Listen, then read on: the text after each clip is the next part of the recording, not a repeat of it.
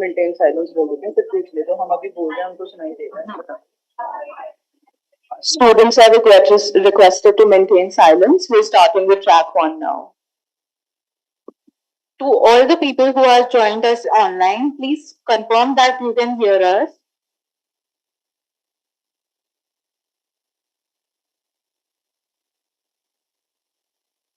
Yes, it is audible. Thank you, sir.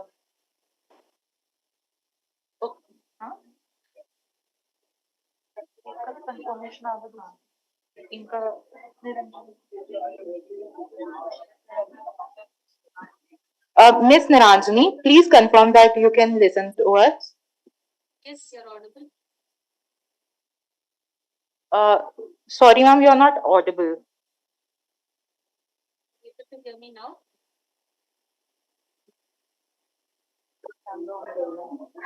And ma'am, we request you to please turn on your camera.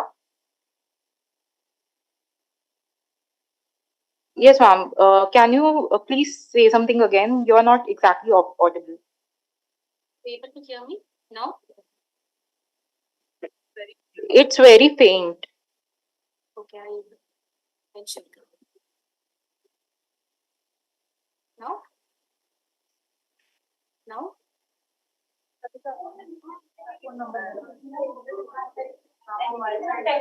Can you hear me now?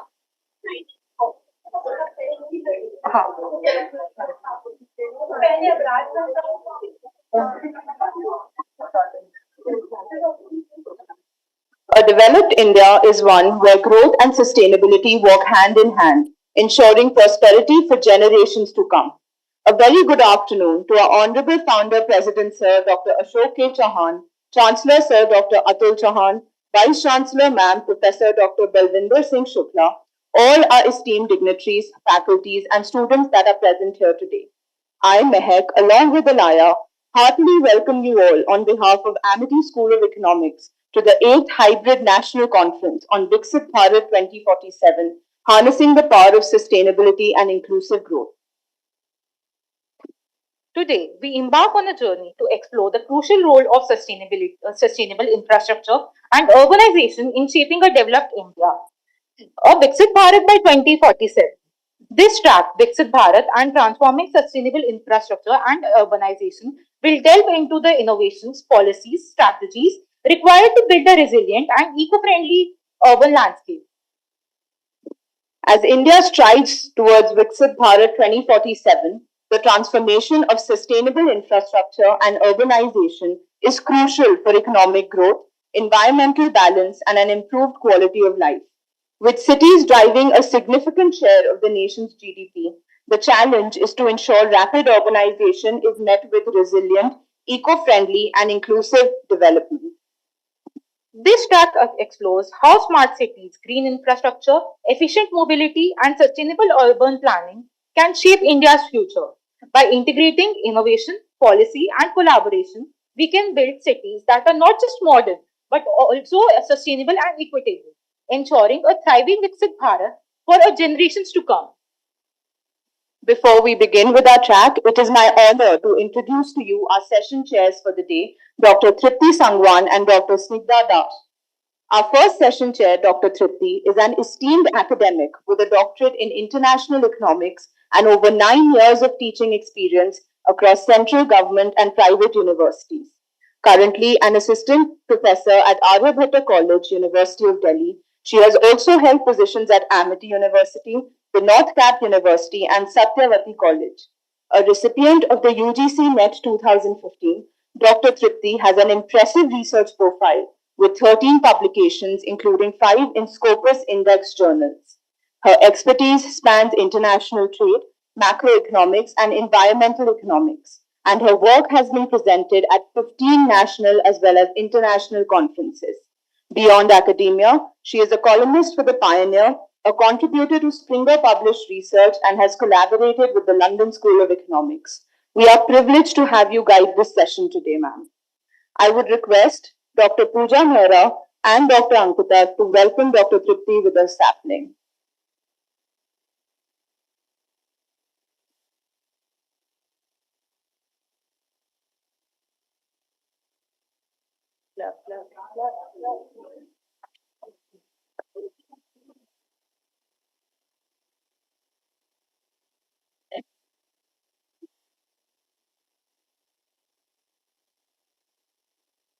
Dr. Simna Das is currently working as a professor in School of Business. She has 19 years of teaching experience and has been associated with Calcutta University since 2016. She received her doctorate from University of Mysore. Her area of research includes leadership, organizational change, corporate social responsibility, organizational citizenship behavior, technology adoption, and women empowerment. In her role as a committed educator, Dr. Snita infuses her classes with a special energy that fuses theory with practical application. Her lectures have a profound impact on her students, motivating inquiry and thoughtful discussion. Many of her research papers are published in journals of repute that are indexed with Scopus and WS. We welcome you, ma'am, and I request Dr. Pooja. Okay. India, on its path to becoming a developed nation by 2047, is at a critical juncture where sustainable infrastructure and urbanization will define the nation's economic and environmental trajectory.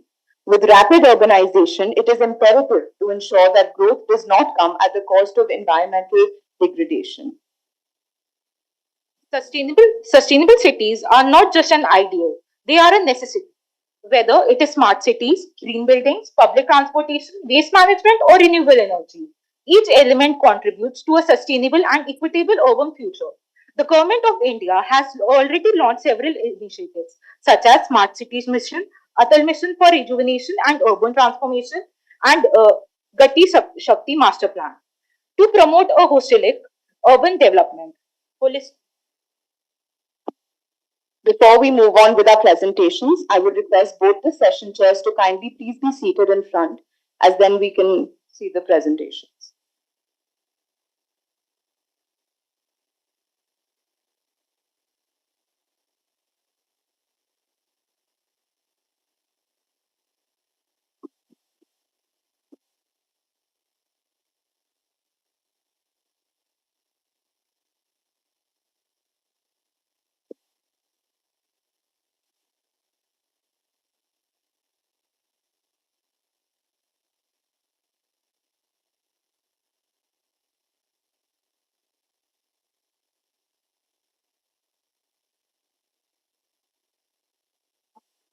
we encourage all attendees to actively participate, ask questions, and engage in discussions that will shape the future of sustainable urbanization in India. Each presentation will be of 5 minutes, followed by a 2-minute Q&A. We request all presenters to kindly adhere to the time limit. Presentations will be judged using the criteria with each parameter scoring 5 out of 5. Research methodology, content, presentation skills, Q&A round, and overall impressions of the presentations. The total score will be out of 25. As we embark on this insightful session, we begin with our first presentation by Dr. Abrar Makbul Shah, Senior Faculty in the Department of Tourism, Government Polytechnic College in Jammu and Kashmir, presenting A Breath of Fresh Air, Diwali Tourism and Urban Decongestion. Sir, we request you to turn on your camera and along with your audio so that we can begin the presentation. Thank you. I am sorry if there is some connectivity issue from my end because I am right now at a remotest place in district Bandipura. So there is some signal, internet connectivity, let me interfere with the process. And I hope I'm audible right now. Yes, sir, you are. Okay. So, respected Dr. Pooja Mehra, Madam, Dr. Ankita Gupta,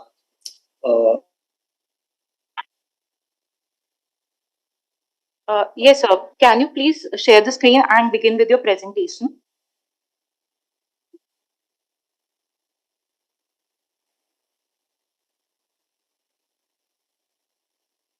Sir, are you still with us? He's not responding this one.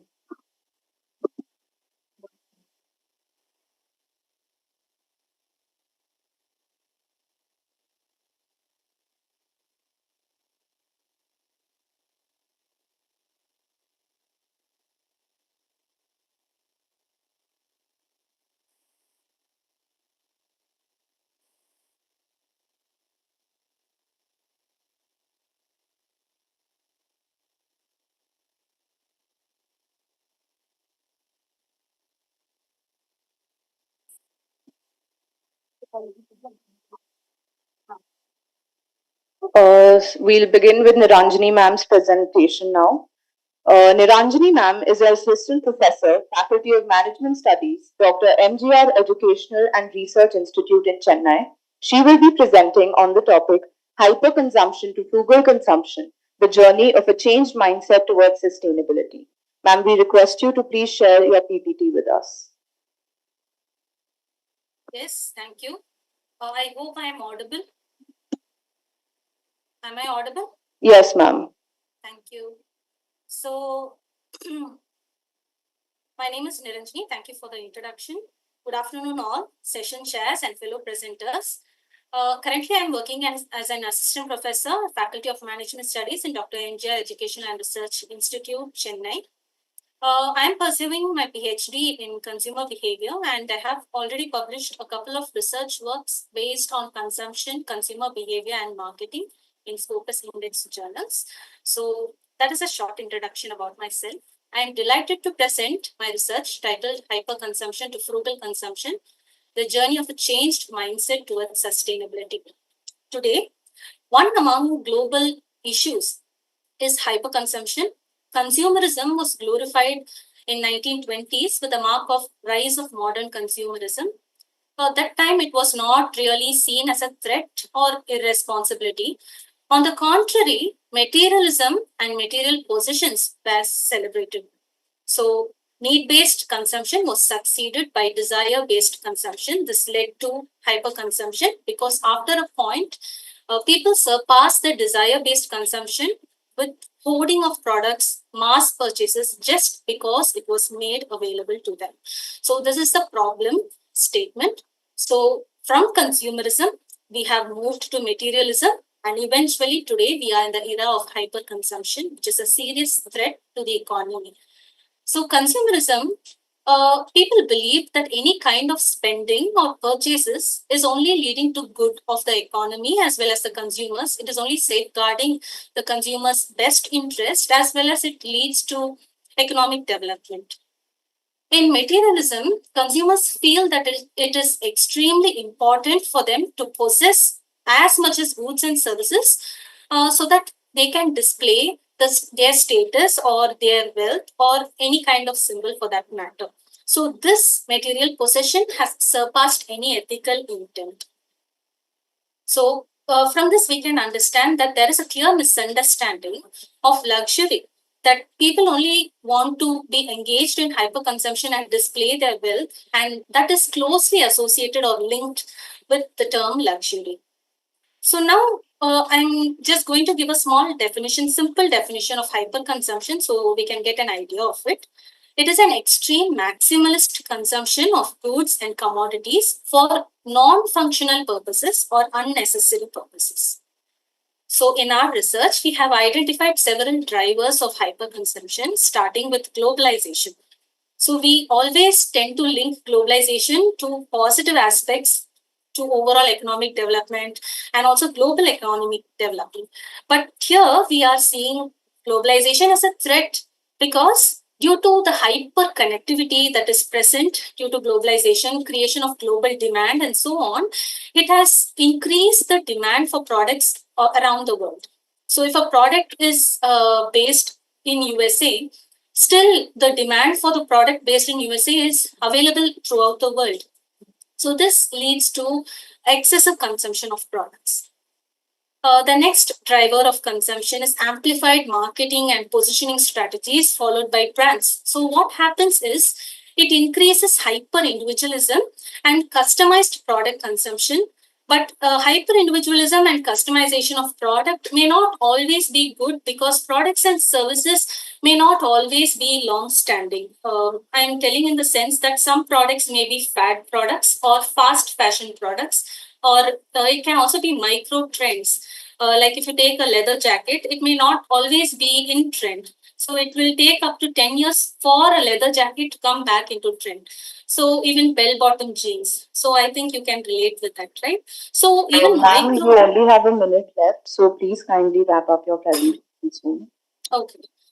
So other drivers of consumption, urbanization, capitalism, and economic system, competitive environment by following everyday low pricing, materialism, technology, cultural homogenization, where we adopt Western cultures very easily, and we have a stronger Western influence around the world. So these are some of the drivers of hyperconsumption. And also I've mentioned an example of how global brands create global demand. So the research methodology we have adopted for this study is a multi-theoretical approach. We have done a conceptual analysis of hyperconsumption theories and sustainability theories, followed by a comparative analysis of the two sets of theories.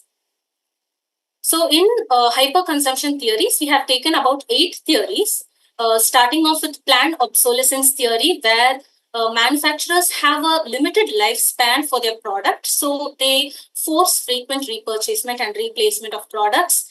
Social comparison theory, where it fuels hyperconsumption because of social standards and peer pressure used in advertisements. The next, consumer culture theory, use of cultural and symbolic attachments to products can also increase the consumption of product even though there is no need for the product consumption. Conspicuous consumption theory, where purchase of luxury products serve as a status symbol.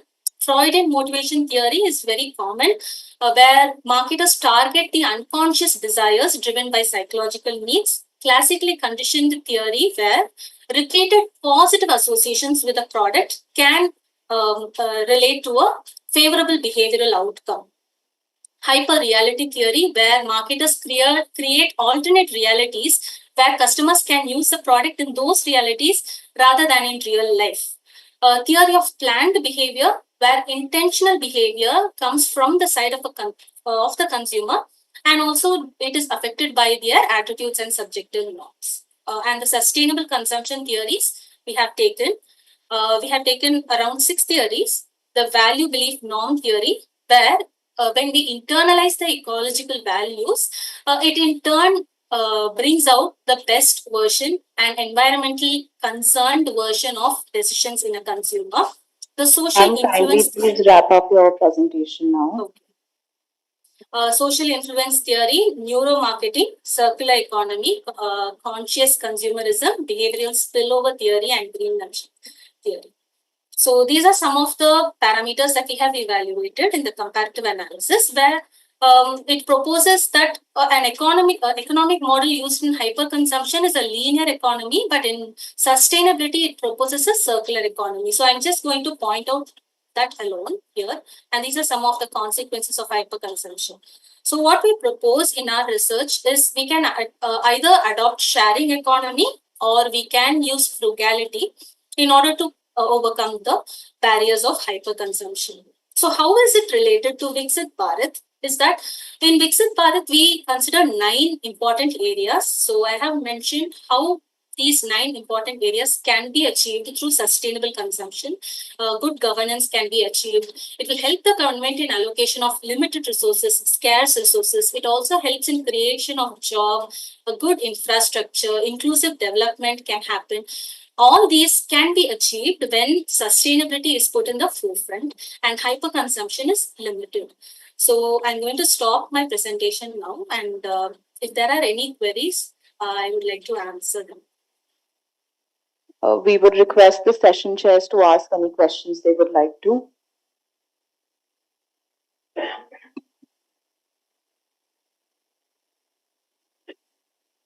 Ma'am? Am I audible to you, ma'am? Yes. Okay, ma'am. First of all, congratulations for your the piece of paper you have presented. I was just trying to find out the literature backing of this. Have you? Yes, ma'am. For the literature where we have used the various theories, so we have an elaborate information and literature study that we have done on various theories. So that is provided in the paper. Okay, so have you any? Do you have any literature backing for the problem statement you have shown to us, like consumerism to materialism, then to Yes. hyperconsumption? Yes. So those were the drivers of consumption and the consequences of consumption is what we have initially produced in the introduction part. So that is for the problem statement. You have any literature backing for those, for that relationship? Yes, yes. Do you want me to show it in my paper, the list of references? No, you have that, na? That is what I was trying to find it. Yes, yes, I have it. Okay, okay, ma'am. Congratulations, Niranjani ma'am. In addition to the literature that ma'am just pointed out, I would also like to suggest that in terms of research methodology, see, when you are saying that there are so many theories involved, I think each theory itself requires a detailed analysis. Apart from that, the consequences also, they also requires a detailed explanation of right from objectives, how your methodology is leading to the conclusion. So, how have you led to that conclusion? That part is missing. Because research methodology, we need to know that in detail. Also, there needs to be a proper coordination between the objectives, research gap, research methodology, and then we move to the data analysis part and thereafter the conclusion. So, the perspective that I am getting that is that it was more sort of a conclusion thing that you have presented rather than identifying and telling us that, okay, this is the literature gap that we have found, and thus we are following this methodology, and this is our analysis, and thus these are the results. So, that particular area, which is, I think, the core of the research article, that is missing. It was more sort of a description that you were giving. This is the idea that I got. So these are my few suggestions. Maybe you have that in depth paper, but then if we know, like in your future presentations, if you already know that, okay, this is the time limit, then I want to suggest you that please restrict your presentation also in that time period, but giving importance to the core areas of the research article rather than presenting the entire study in 5 minutes, because then we cannot do justice. Like these 7-8 theories that you described, then 7-8 consequences that you described. We just know, okay, these are the details, this is the definition, but we didn't know that what exactly, how you led to that conclusion. That I did not get. See, I was just to add on to the point, like what are the relevance of using so many theories in a single paper? Like if it is a research paper and if it is maybe that you have, if you have completed your PhD or this is some part of your PhD work, so you are using, I think 6 plus 7, 12 or 13 theories you are using. So what is the relevance of using, and what is the rationale of using these 13 theories in a particular paper or in a particular work? So and you have to even like ma'am told that you have to give the proper reasoning. And even I was throughout your presentation I was wondering about what is the objective, that what you actually want to do, what you want to achieve through this particular paper. So the objective of the paper is to promote sustainability through reducing hyperconsumption. So in order to give a basic fundamental stronghold for this paper is why I have done a study, a theoretical study. So why I have chosen this research methodology is because I want to know more behind the psychological background why people act in a way. So this will be helpful for us to move in an empirical research path in future. So what is the objective of your paper? To promote the sustainability. Yes, yes. And to reduce hyperconsumption. That's a very wide topic. Yes, like Wide topic. because Very specific. yes, like to promote sustainability is something I think is unachievable through a particular paper. Yes, ma'am. I agree with you. So that's why it is a path towards a journey towards sustainability, and I am not proposing anything hard and fast. So I Yes. know that it's not going to be achievable immediately. So through analysis, we will be able to identify the areas where we can make corrections, we can improve. So my suggestion is, so you try to frame such objective which you can achieve through that piece of paper, through that of research paper. So please, I think you just reframe your objective, because to promote sustainability is, I don't think it's possible through a research paper. So you just go through your paper and the way, whatever the multi-theoretical approach you have chosen for your research methodology, go step by step and try to reframe your objective, that what actually you're doing in that particular paper. So try to reframe your objective and then streamline all these things, like how you're going for this multi-theoretical approach. Thank you, ma'am. So we thank our session chairs for your valuable remarks, and thank you, Ms. Niranjani, for your presentation. Moving on, the next presentation will be given by Dr. Abral Makpool Shah. Please, sir, share your screen so that we can start with the presentation.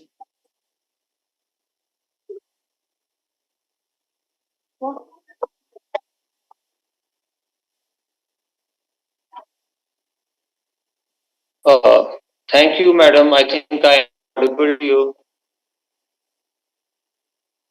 No, sir, it's okay. Please share your screen so we can start with the presentation. Yeah, I think I have already shared the presentation with the organizing committee. Okay. You have it there? You have it there? It's on your behalf. I can also share the screen. I am looking for the options. Sir, we will share the screen on your behalf. Kindly, Okay, okay. Good. sir, please start with the presentation. We have started sharing the screen. Okay, thank you. So, it is a breath of fresh air, Diwali, tourism, and urban decongestion.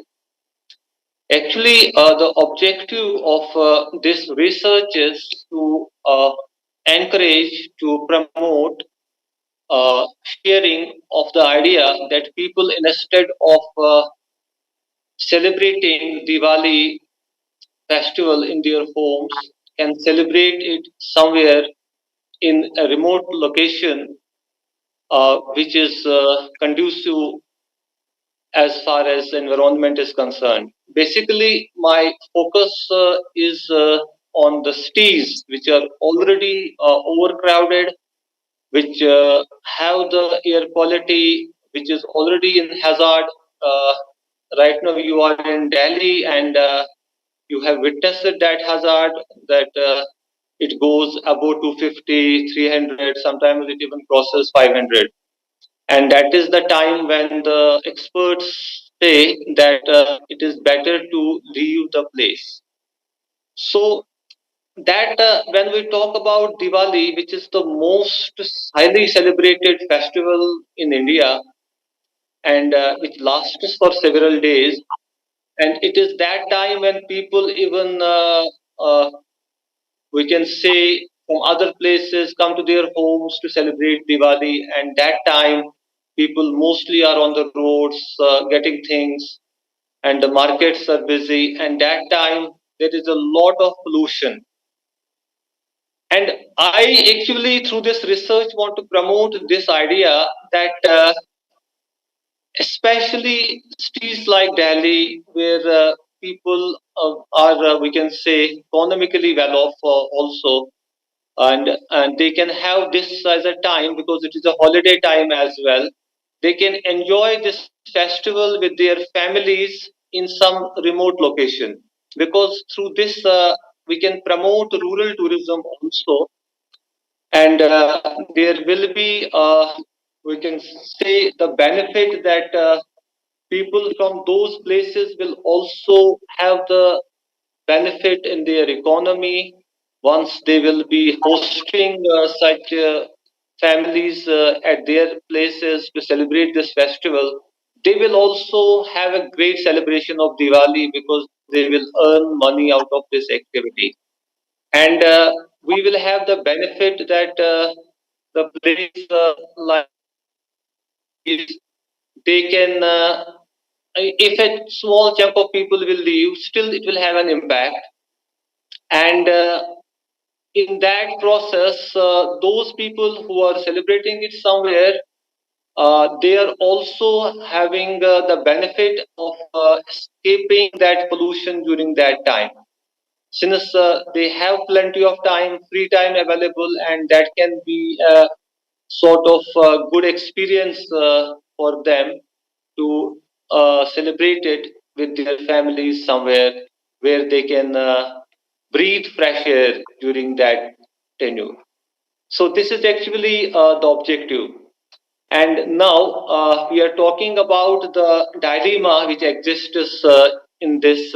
We can say that is a challenge for this research to be feasible because people usually celebrate it in their homes, and the first challenge is that they have to leave their homes that time and celebrate it somewhere else.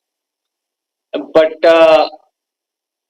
that can be achieved, that objective, because once they will realize the adverse impact the polluted environment have on them, their families, and they can have that as a motivating factor to celebrate it somewhere else.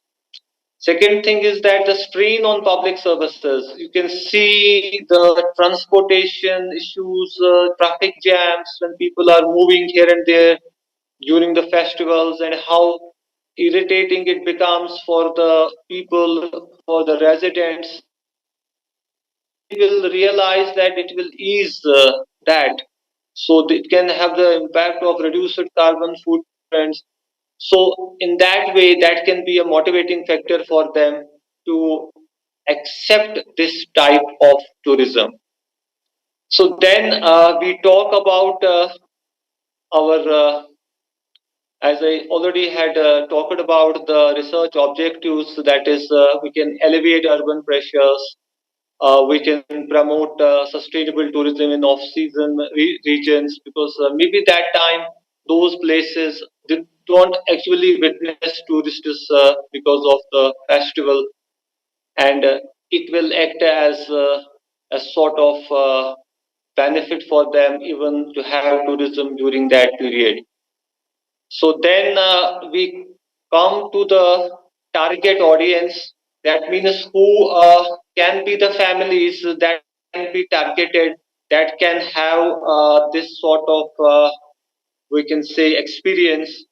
So that is those families who are seeking a less crowded experience because being in they are always in there because people usually in Delhi are they are there, we can say, because of their jobs, because of their schooling, university education, and like, so they have to be there because they are so during Diwali they are free, they have the time, and they can move away, so that gives them the opportunity. Another thing is that people who are cultural enthusiasts who love culture, they can go to some other place.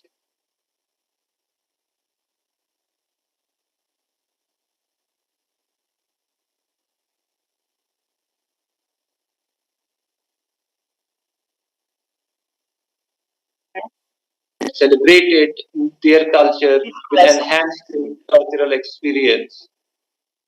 So,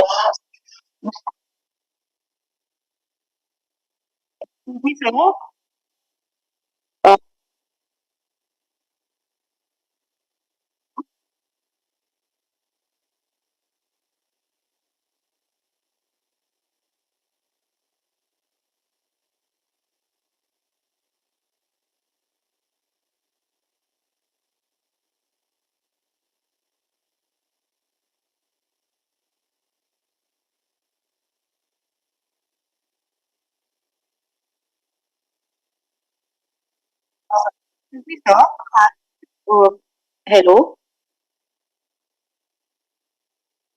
Yes, sir, you are audible. Can you please move to your research methodology and analysis as we are running out of time?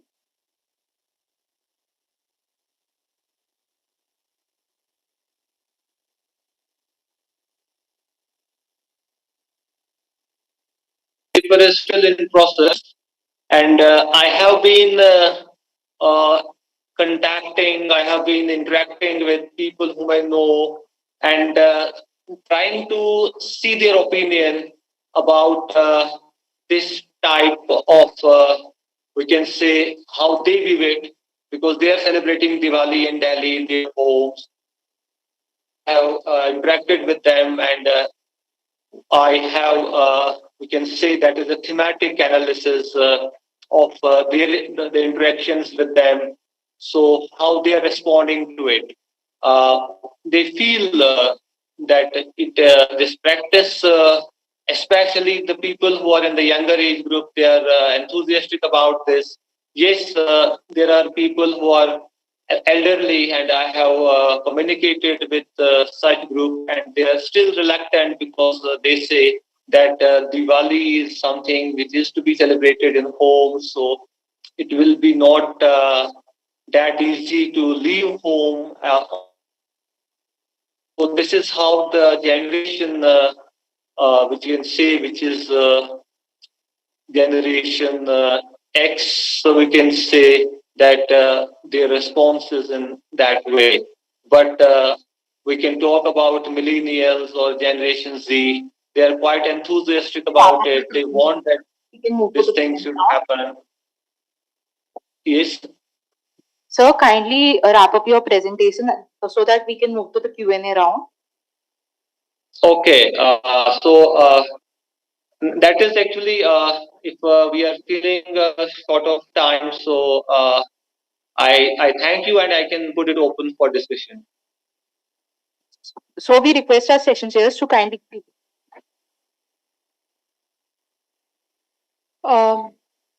So, can you please share your research gap? As I told you that this is actually something which is on which because festival tourism, because what happens in festival tourism is that people come from other places, other states, other countries to any particular place where they uh, witness or experience a festival to which they are not familiar. So for this type of tourism, I can say it is a dispersal festival tourism. That is where people who are going to other place to celebrate the festival, which they used to celebrate at their place. So on this type, there is no existing research.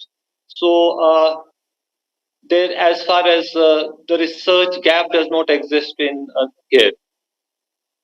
Sir, I would like to suggest you to please maybe read more papers and we can have an in-depth literature review, and thereafter we will be able to identify the research gaps, because once the research gaps are identified, only then we can specify our objectives.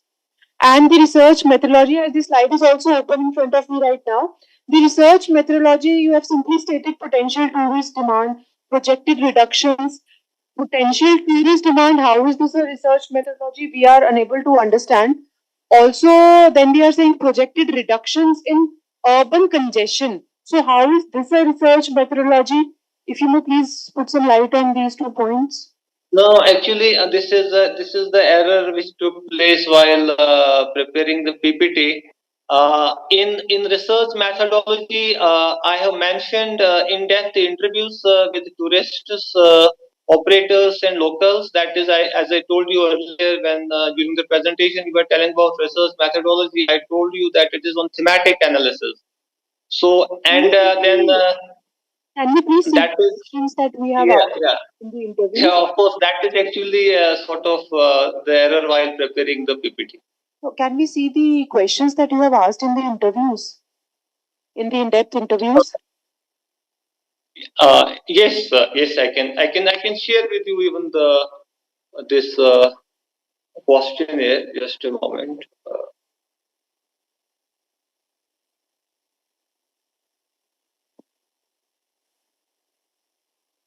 For example, I can tell you. Suppose the simple question that have you ever considered celebrating Diwali away from home? On screen.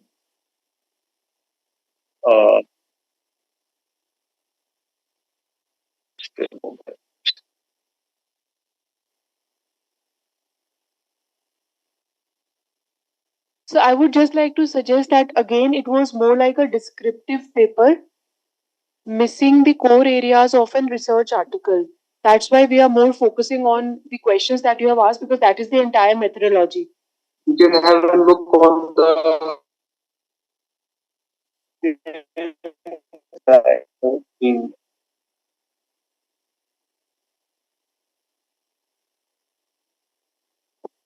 Okay, thank you, sir. Ma'am. Sir, as ma'am was talking about the literature review, I think there are many papers which are there on festival tourism. And there are papers. I was just checking while you are presenting your paper. So I think you can go for a robust literature review so that you can find out the gaps in a well-designed manner. And again, for selecting the sample, like you have written IDI in-depth interviews with the tourist and the local operators. And while presenting your paper, you are talking about the congestion, where what the Delhi NCR, the people here who are staying at the time of Diwali, they generally face. So, how both these right. linked? Then you have to be very Uh, how you're going to link these. Like yeah. while discussing the paper, while discussing the objective, you're talking about, because I think because you are from huh? Disconnected. Disconnected, na? Beta, can you please ask the presenters to, if we have like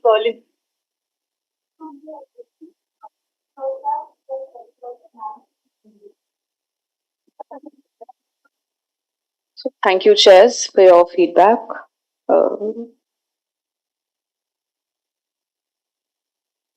So you can wrap it up now with the questions that the chairs are asking you. Hello? Sir, am I audible to you?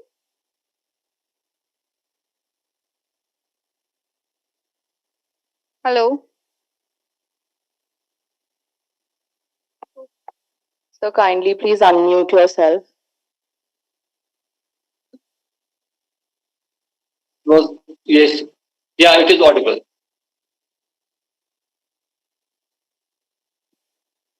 Thank you, thank you, sir, and thank you, session chairs, for your feedback. Now we move on to our in-person presentations. First, we have Disha Agarwal, a student of BA Honours Applied Psychology, Amity University, Noida, who will be presenting on the impact of smartphone addiction on learning disabilities in children.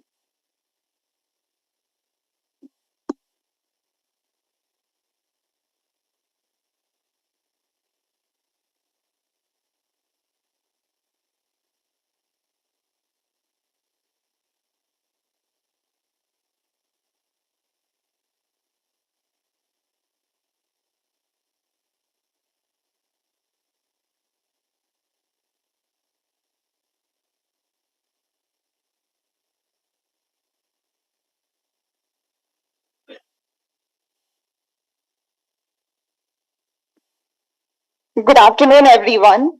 I am Disha Agarwal from BA Honours Applied Psychology, and I will be presenting on the topic impact of smartphone addiction on learning disabilities in children.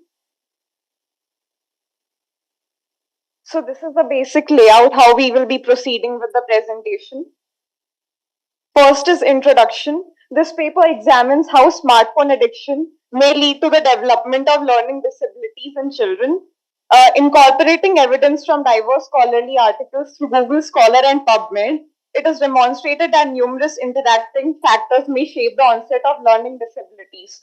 So the major methodology that has been focused upon is secondary literature review.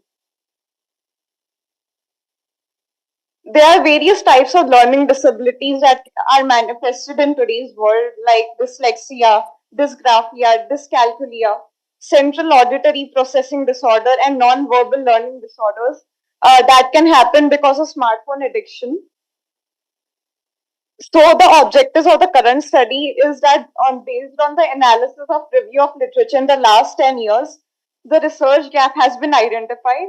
That is, most of the studies don't focus on the direct relationship of development of learning disabilities on smartphone addiction. Most of them just focus on the emotional distress or the cognitive factors that are associated with it without the direct focus on learning disabilities. So the two variables that have been taken is smartphone addiction and learning disabilities. The hypothesis is that smartphone addiction leads to the development of learning disabilities in children. And we will be applying it to clinical settings. Now, review of literature. Literature on psychological issues basically focuses on how it leads to sleep problems, anxiety, and depression in children, and also various kinds of mental health disorders. Then there is associated cognitive function, also decline in cognitive function because of smartphone addiction. Then we can see that it also leads to physical deficits due to malfunctioning of lungs in children. And although it has negative effects, there are some positive effects also, like how we can use it with children with learning disabilities as an aid. As we know that every coin has two sides, so it depends on us how we use smartphone to in like positive aspects rather than focusing on the negative aspects of it. So this is the etiology of smartphone addiction, why people or children indulge in addiction. It's mainly because of social isolation, the need to connect with others, the social belongingness, the glue that binds us all together. Then these are the various impacts of smartphone addiction on academic performance. It leads to deficits in a child's way of learning. So it shouldn't be used excessively. The methodology adopted for this research is secondary literature review. Databases used were National Institute of Mental Health, Google Scholar, ProQuest, and PubMed. Main objectives were to the age group was taken as 9 to 15 years to evaluate intervention strategies aimed at reducing smartphone addiction and mitigating its impact on learning disabilities. None of the studies till now has focused directly on the learning disabilities. So my research focuses on that. I had tried to identify this research gap. In discussion, first I'll analyze the review of literature.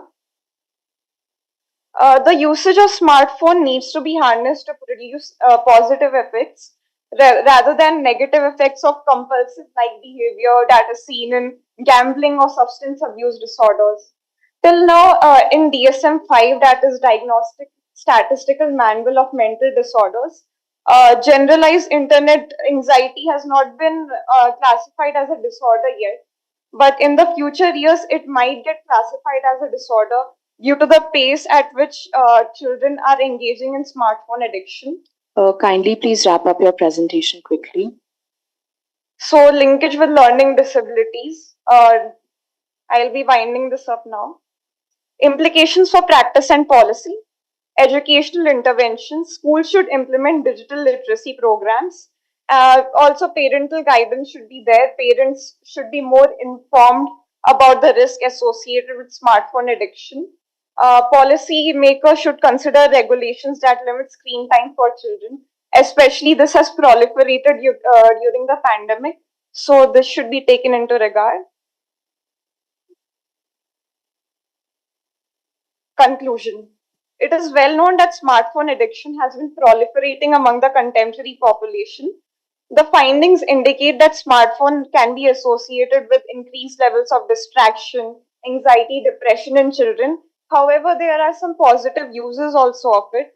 So it all depends on how we use it, the way children use it, rather than just getting addicted to it.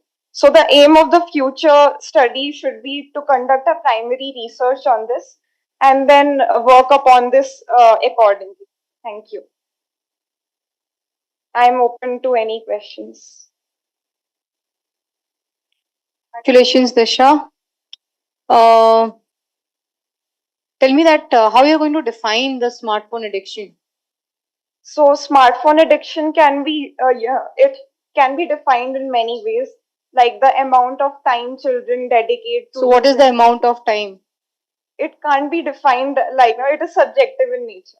Oh, that's why. Like while writing a research paper, you have to define that because you are writing it as impact of smartphone addiction. So the first definition that should be there, that according to the researcher, what is the meaning of smartphone addiction? Clear? So you can't we can't say that it is very subjective. Yeah. Clear? So what you how you have to move that, first of all you have to define that according to the researcher and with the literature, like some backing of the literature only, that what smartphone addiction is like stands for you, for the researcher. Clear? Then you are talking about learning disabilities, like you have talked about I think 4 to 5 different learning disabilities, and you are showing us literature review. So when the title of the paper is impact of smartphone addiction on learning disabilities, so I think you should focus more towards that. Yeah. Okay. And can you just please come to your objectives?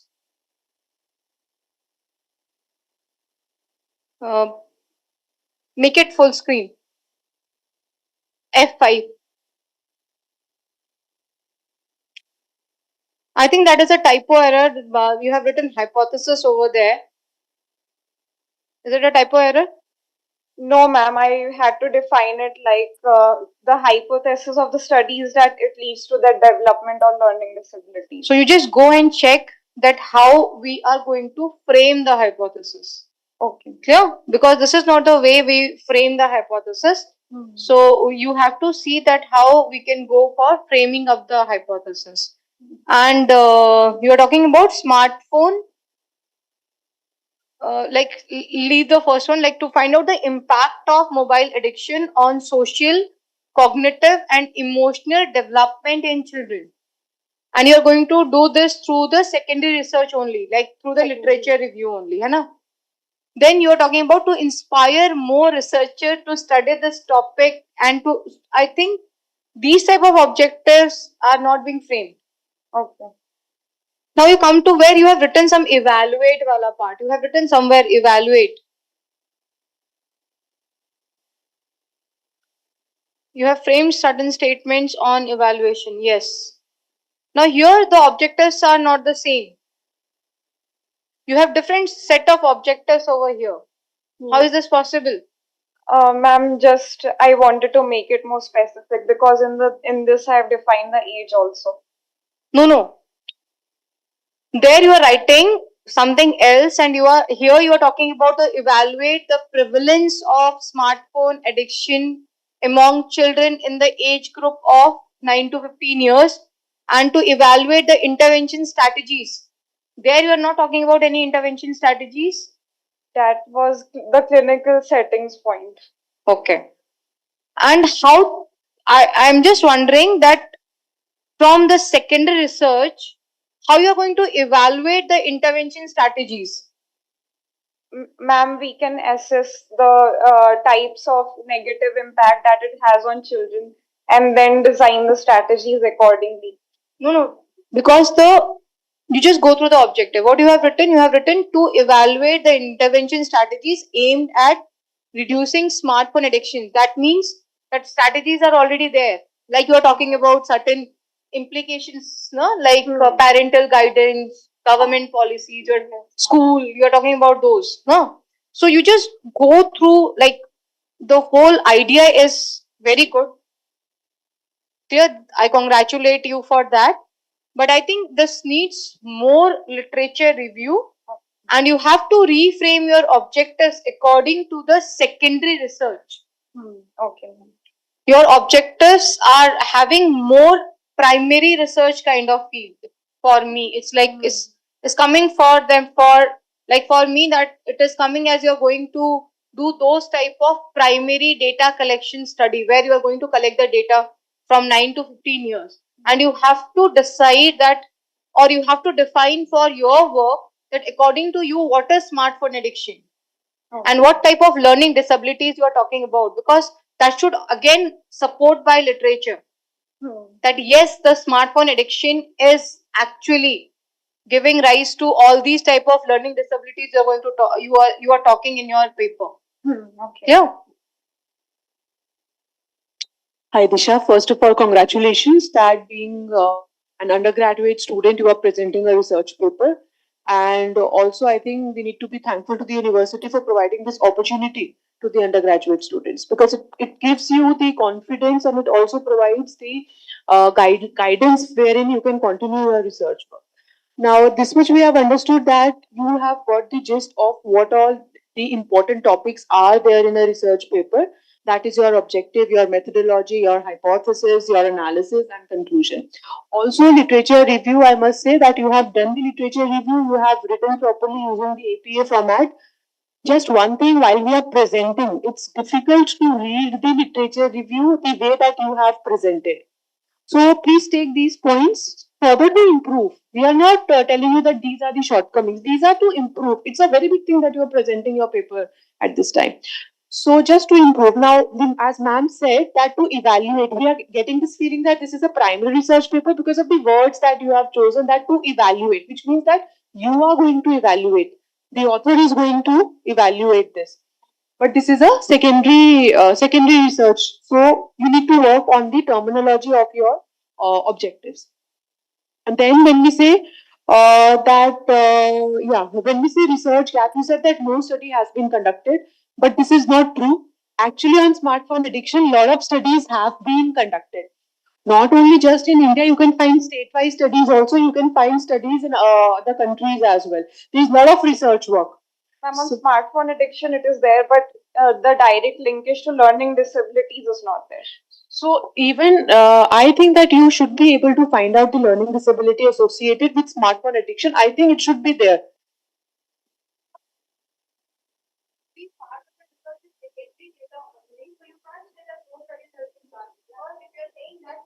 How you are going to do that? Because you are not doing any primary studies. Even if that is a research gap, and because you are not doing any primary study, that means that something is present over there. That's why you are doing the secondary research. Otherwise, आप पढ़ोगे किसको? किसके basis पे research करोगे अगर है वो ही नहीं है तो?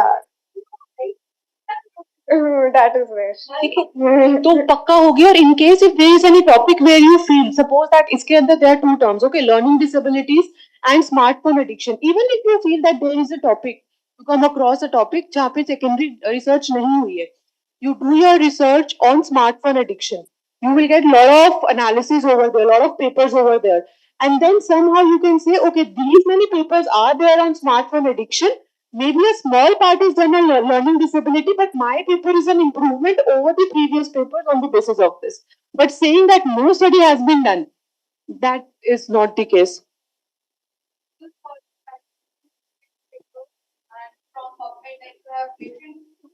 Major databases. You can talk about those databases and how many papers you have collected. That is going to give value to your research. Okay. Yeah. Can you sorry. Can you go on to the implication slide, please?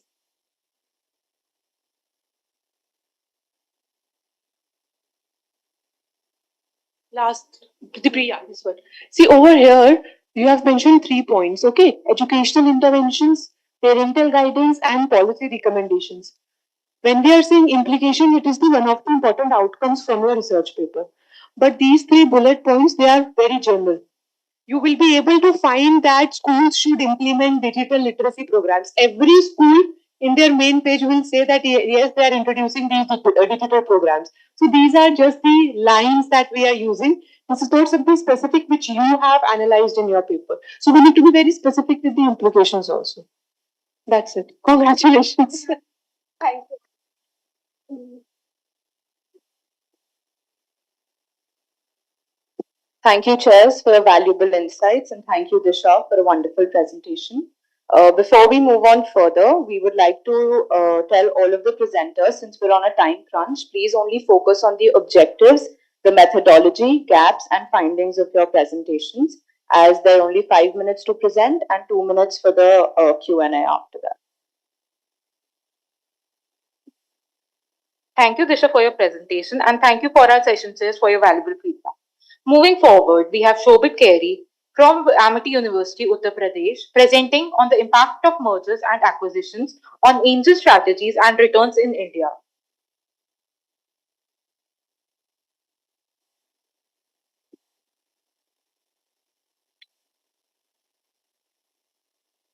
Uh, Everyone. My name is Shobit Kere. I am a first year master student at ASC, Ambit School of Economics.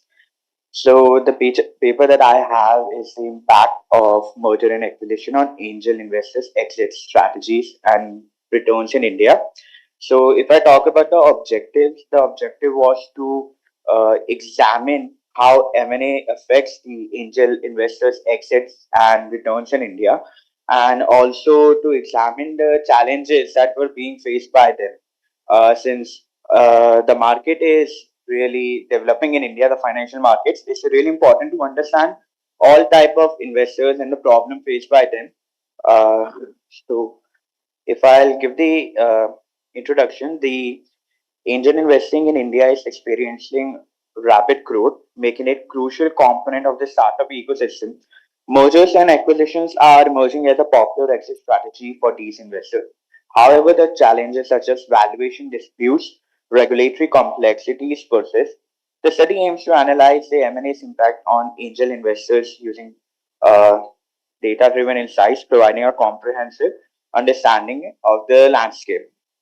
So we did the literature review, and we found this particular thing that in India, the angel investing is growing with a 25% annual growth rate, and the key sectors were tech and software as service, which got around 60% of the investment from all the investors that we had in our investment pool. It was followed by healthcare and fintech. Um M&A as an exit strategy is being used, and it is gaining traction due to the speed and the liquidity that it provides to the investors and to the founders. And we also found the challenges in M&A exits that were seen. If I talk about the methodology, we had reached out to the angel investors. Some were through personal connection, and some were through the uh, uh, official officials through my employers connections. And we had an investment pool. We had a pool of around 50 angel investors, and we had taken a lot of variables like the demographic variables or investment behavior and the M&A exit strategies that they had. And then we also went through the secondary research through the annual reports of the companies and other reports from Bain and Co, PwC, and other news articles. uh, what were the key findings were that the people who were investing, out of those, 45% were aged between 31 and 40. 80% were male, 18% were female, and 60% were postgraduates. That shows how educated the angel investors are. If we talk about the investment behavior, the 50% from the pool that we questioned, they invested around 10 to 50 lakh per startup, and their preferred sectors were tech, uh, 60%, healthcare and biotech 40%, and finance and fintech 35%. 50% considered M&A potential before investing, and the impact on exits and returns were like 45% had seen 1 to 3 M&A exits throughout their investment duration, ever since they have been investing. 50% had seen none. 40% earned 3 to 4 times the returns on their investment, while 10% faces losses. The key challenges that we found that investors were facing were the undervaluation. Major reason for this, what we found was that the larger corporation, they were using their market significance and other connections to pay the investors less than what their actual value should have been based on intrinsic value. And then Excuse we me, had Shobit, please wrap up your presentation. You have 1 minute left. sure 50% reported weak bargaining power whenever the OTC deals were being done, and 35% experienced regulatory issues like delays and other official government officials related problems. And if we look towards a recommendation, what we have come up with, like uh, the policy recommendation that we include is like there should be a stronger valuation protection for the angel investors. Some mechanism should be there that protects the interest of angel investors, and there should be faster deal approvals, and there should not be lagging in that because it creates a lot of delays and uncertainties that affects the M&As and return prospects. And we should be having a better legal safeguard for angel investors to protect them from the large corporation who had a lot of power, not just money, but also lobbying power that they have. So in our discussion, that's what we had, the valuation gaps, that undervalue whose under valuation that they were seeing, and the regulatory inefficiencies due to the delays and the uncertainties, and sector preferences like the tech, healthcare, and the fintech that we just discussed, and the policy reforms. So to conclude this, uh, M&A offers liquidity to angel investors in India, but challenges often hinder optimal returns. Strengthening regulatory support can significantly improve the outcomes by fostering a more investor-friendly M&A process. India's startup ecosystem will benefit from increased angel investment and successful exits. 60%, 65% of our people that we questions, they agree that there should be a proper and a better mechanism for angel investors for a due diligence. Just 2 seconds. And 50% definitely wanted a faster approvals from the governments, and 40% wanted a better legal mechanism to safeguard their interests. Thank you.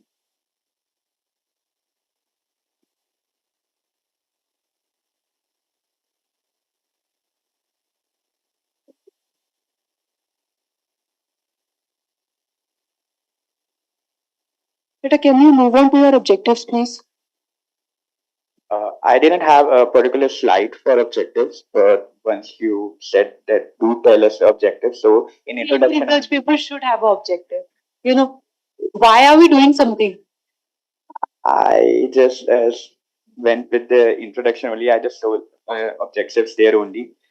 The objectives were first to examine how M&A affects the angel investors' exits and returns in India, whether they are getting a higher valuation or the lower valuations. Then it was to identify the challenges that angel investors were having in the market. So these were the two of the primary objectives that we had.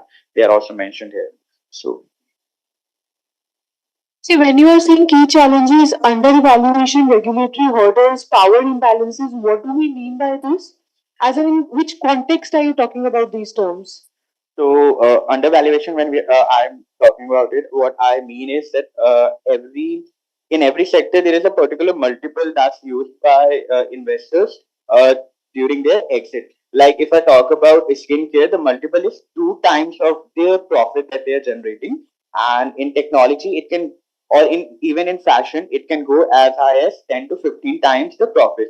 I give one example: when Reliance purchased Alia Bhatt's Edamame, the clothing brand she saw a 15% rise. So usually it's a particular industry standard, it's a benchmark that has become for every sector. There is a particular multiple that they use. So whenever angel investors back startups are there and large corporations are buying that, we see that the large corporations are using their uh, power of whether it's through large business houses or the lobbying power, I'll say, with the governments or other institutions they have, or the money power. What we see is that angel investors are giving valuation for the company that's less than, like, if the sector is using 5 times the profit as a multiple, they're getting 3 times or 4 times. So that's it. Can you move on to the methodology, please? Yeah, so here I would like to appreciate that you have clearly mentioned your data collection, also the sources you have mentioned, which is a good thing. That's why I just wanted, if the everybody can see that yes, you have correctly mentioned, because this is an important point when we were talking about research paper. Objective is also to clearly mention it. Okay, ma'am. Okay. Also the conclusion slide, please. This is as per the methodology, those 50 surveys that you have done. Okay. Thank you. Thank you.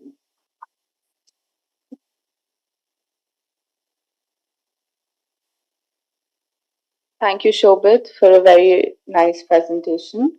Our next presenter is Shweta Singh from Amity School of Economics, and she'll be presenting on the topic social media addiction among adults.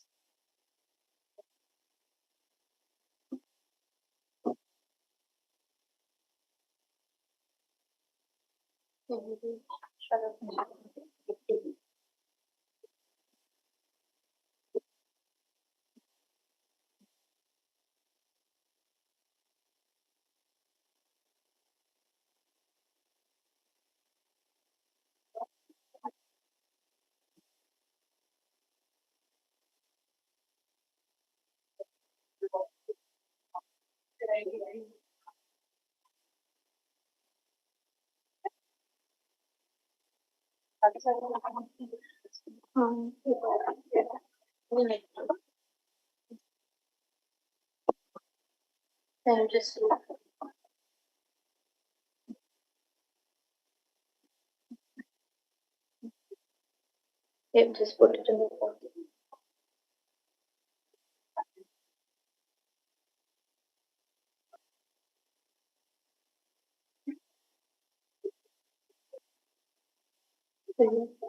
Put it in the first. नहीं नहीं नहीं introduction नहीं title. Good afternoon, everyone. My name is Shweta Singh. I am pursuing my master's from the Amity School of Economics, and I am in my first year of master's. The title of my paper is Social Media Addiction Among Adults. Introduction. Technology is a useful servant, but a dangerous master. The invention and the development of recent technology like internet and other social media platforms like Facebook, Instagram, WhatsApp, etc. have made our lives completely dependable on them for various reasons like education, entertainment, and for staying connected to our friends and family. But these platforms had made but these in the recent times, there are rising concerns about the addiction to the social media platforms, especially in young adults and adults. However, the study concentrate only on adults. In the recent years, this addiction is growing, with many experiencing symptoms of addiction, compulsive checking, withdrawal, and tolerance. Social media addiction is also leading to mental health problems, sleep disturbances, decreased productivity, increased stress level, and overall affecting the overall well-being. Research gap. Despite the growing concern about social media addiction, there is a lack of research on this topic, particularly among adults. Most existing studies have focused on adolescents and young adults, leaving a significant gap in our understanding on social media addiction among adults. Objective of the study to assess the extent of social media addiction among adults. Second, to assess the addictive symptoms of social media. And third, to understand the consequences and impact of social media addiction. Independent variables of the study include age, social media platform type, frequency of social media use, duration of social media use, stress level or emotions, sleep quality, personality traits. Dependent variables of the study include social media addiction symptoms, relationship satisfaction, work life balance, self esteem, and mental health outcomes. Methodology. The research design for this study is a survey research design following a quantitative approach using online and offline survey to collect data from the sample of adults. The study is a cross-sectional study which will provide snapshot of social media addiction among adults. The sample size in a minimum of 300 to 500 to ensure the reliability and generalizable results. The age range of the sample is 18 to 65 years. The data is collected using a questionnaire in Google Forms. Results. Due to time constraint, I was unable to collect the full sample size. Until now, only 30 participants have responded to my questionnaire. And for such a huge population of our country, interpreting the results based on it would not be reliable. So, my research is still in progress. Thank you.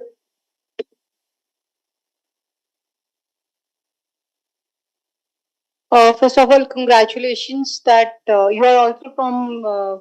What is your program? Ma'am, I'm doing my master's. You're doing your masters.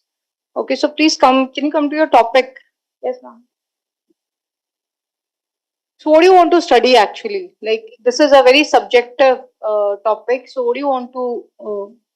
Ma'am, I want to check the addictive symptoms and the extent of addiction, social media addiction among the adults in our country.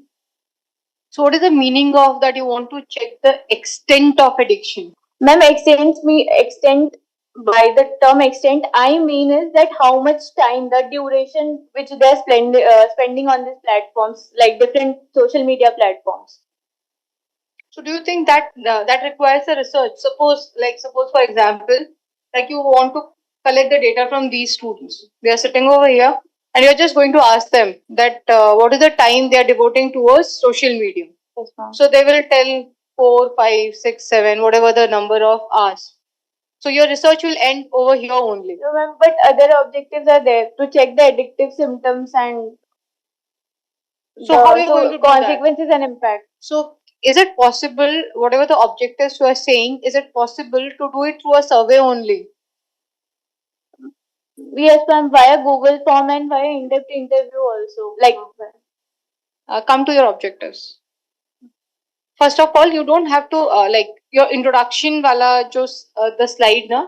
Just put the less information. It's not required a whole paragraph.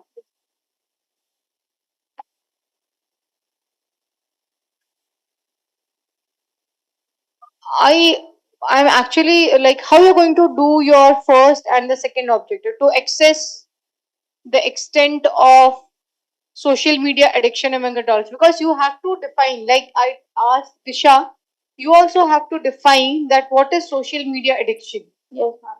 Clear? You can't it can't be subjective. You have to define through literature backing that what is social media addiction.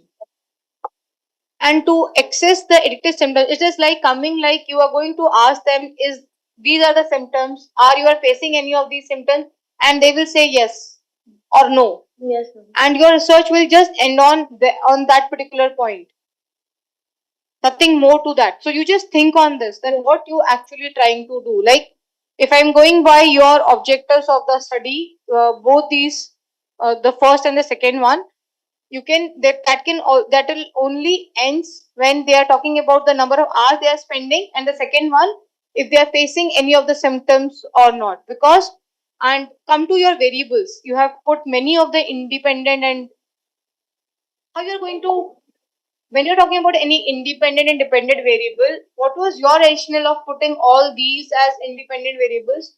Then because I was in my questionnaire, I was asking questions based on all the that's why.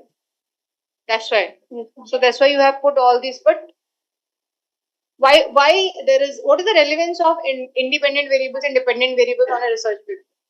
Ma'am, independent variables are the variables which say like they are subjective, they are not vary, while the Sorry, ma'am.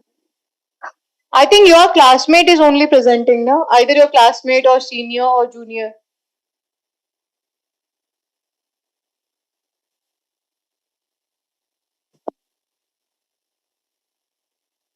What's your name? Shweta. Sorry. Shweta, it's a nice try. Yes, But ma'am. whenever we are putting something on the slide now, we should have a proper information regarding this. That why I am putting all these things under independent variables, what are dependent variables, what is the relationship between a independent and a dependent variable. Clear? And like your title is somewhat incomplete. Yes, ma'am. You're only talking about social media addiction among adults. Yes. It is like it's not like a research article, it's like in one article. Yes. Clear? So while writing a research paper, if you want to talk about certain cause, certain effect, or there are certain consequences, you prepare you draft your title like that, frame your objective accordingly, and see that what more you can do. Clear? Yes. Congratulations. Thank you.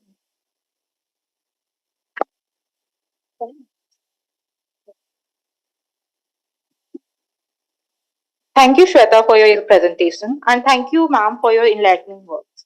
Next up, we have Disha Tiwari from Amity School of Economics, who will be presenting on macroeconomic determinants of sectoral FDI in India, implications for sustainable infrastructure and urban development. Disha Tiwari.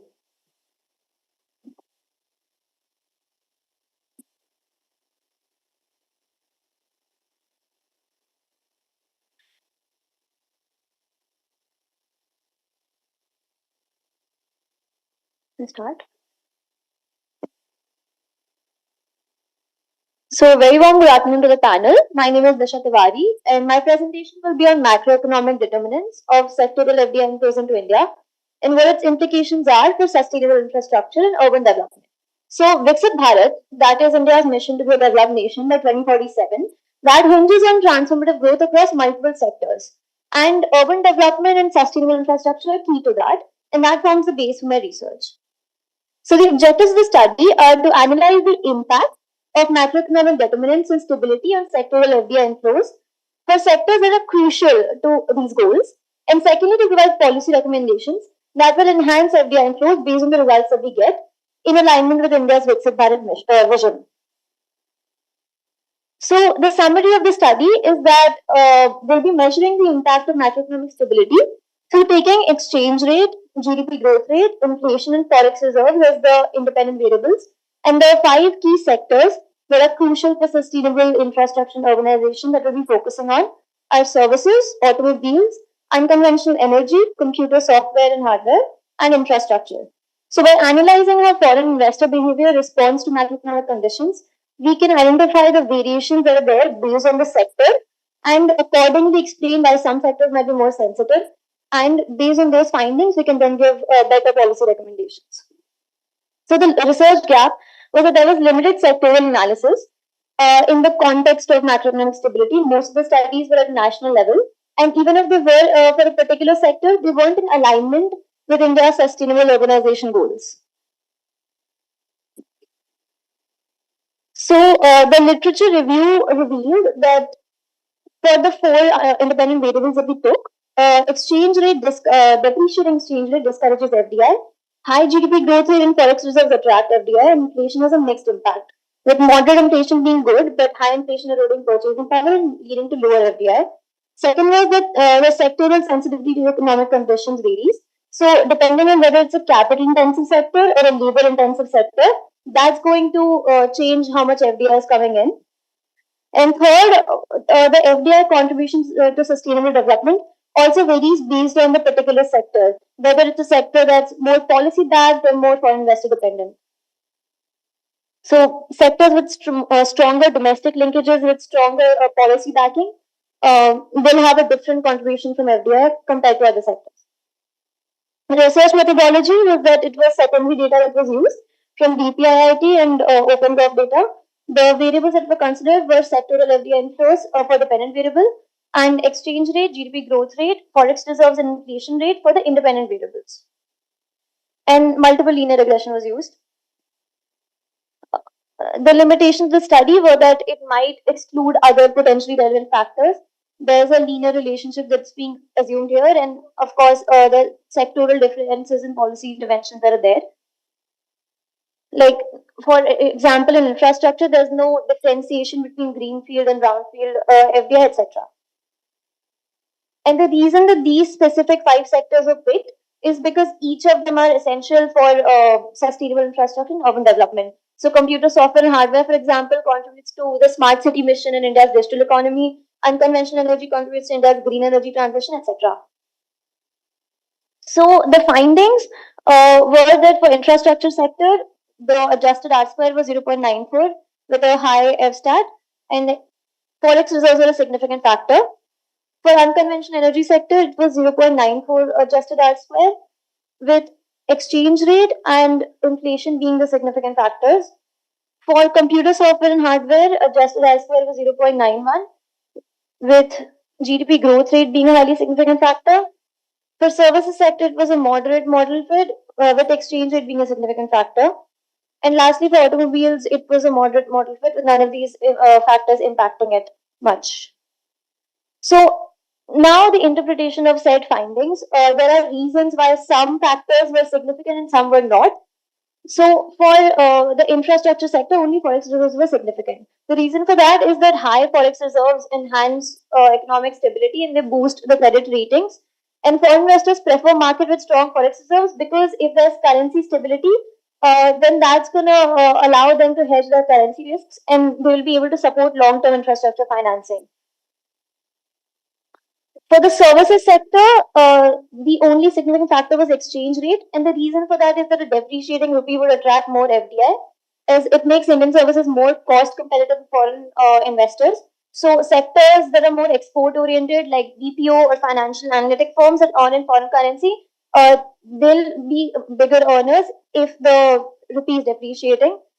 It also boosts inbound tourism because it will be cheaper for foreign tourists, etc. For computer software and hardware, GDP growth rate is the significant factor.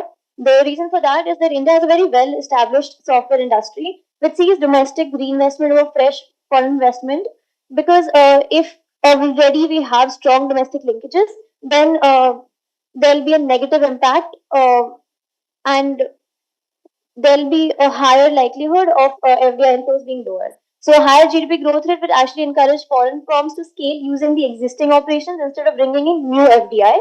And similarly for hardware, like semiconductors and electronics investment, they however do depend more on international demand. But overall, higher GDP is a significant factor that discourages new FDI. As IT firms have the resources to expand internally and hardware investment is more globally driven. Next, Disha, please wrap up your PPT now. Yeah. Lastly, for the unconventional energy sector, the significant factors are exchange rate because 80% of solar panels and wind turbine components are imported, which makes it a highly sensitive sector, and FDI is highly dependent on it. Similarly, inflation is also significant here because solar panel, wind turbine, and battery storage costs, they all directly affect investor decisions. And most green energy projects depend on debt financing, making high interest rates from inflation a critical barrier to FDI. In the automobile sector, none of the variables were significant because it's a more policy-backed and government financing-driven sector, and global trends don't impact the automobile sector much in India. Lastly, for the policy recommendation slides, based on our findings for infrastructure investment, we can enhance currency risk management, expand triple Ps for sustainable infrastructure.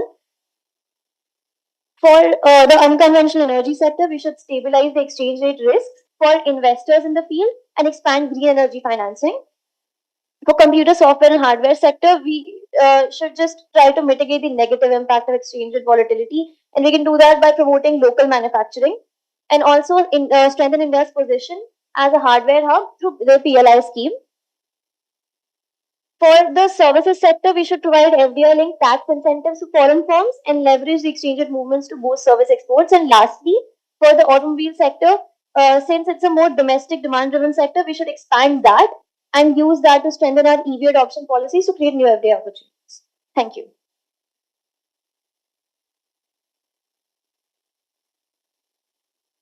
Many congratulations. A very well structured presentation. Thank you. And only one suggestion, like when you're talking about the literature review wala partner, you have not mentioned any literature review over there. I think you're just providing the summary, Yes. like you have done in your discussion part where you have mentioned certain literature. Yeah. So I think you should do that in literature review part also. Got Yeah. it. And you have implications for sustainable infrastructure and urban development. You are connecting these two through policy recommendation. Are you going to connect? Because mostly you are focusing on the sectoral part. Yes. So are you going to connect those sectoral part with these two variables even? Are you going to do which that? two variables? Like you are talking about sustainable infrastructure, implications for sustainable infrastructure and urban development. Right. So how are you going to link that? So I was saying that those two goals are Viksit Bharat goals that essentially will be focusing on sustainable infrastructure and urban development. And I was saying that the reason I took these 5 sectors is because they contribute to it. So Okay, so it is only like whether you are going to provide any other linkages after your data analysis. Are you going to do that? Are you going to extend that? I will be explaining in the policy recommendations part how that is what this I will was help. asking. Yeah. Okay. ठीक है. Good. Thank you. Thank you, Disha. Next, we have Navjot Singh from BA Geography Honours. He's a research student at the Amity Institute of Social Sciences, and he'll be presenting on the topic Integrating Regional Planning with the Big Push Theory for Sustainable and Inclusive Growth in Viksit Bharat 2047.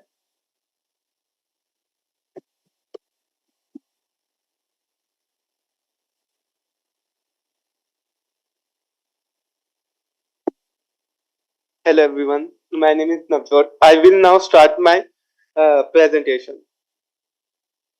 Let's talk about the main overview of my research and methodology and introduction. The main aim was to integrate the growth and sustainability, how we can apply regional planning with usage of big push theory. And big push theory helps in investing large investments in a particular sector. For example, we can see UP as an example of a state who have used big push theory in regional planning. Yeah. Now we start with the big push theory. It majorly talks about the boost and multiple sectors simultaneously, and there is critical minimum efforts required. It also helps to trigger the self-sustained economic growth, and it was uh, majorly used or served as a key example in World War II Marshall Plan. Yeah, the major definition of regional planning is that using all land cover with a beautiful plan.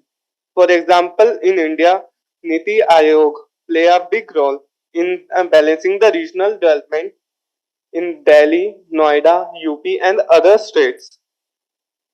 And the 15 Finance Commission focus on regional disparities. Now we can see the integration of regional planning with big push theory, majorly ensuring coordinate efforts across the multiple sectors to overcome the stagnant. For example, the industrial sector in UP, which is stagnant, increasing. For example, we can take the GIS, geoinformatics, and we can establish the CES industrial corridors, ensuring education, healthcare, sustainability, and human capital and government private sector role. If we leverage the public-private partnership, it will help to make a strong policy frameworks. The major exclusive growth, how we can achieve it. First, we should be social equity, empowerment, job creation, which ensure equilibrium, which promote the social inclusion. The way integration help in sustainable development in environment consideration. First off, there will be zero waste if we work accordingly, and investment in renewable energies.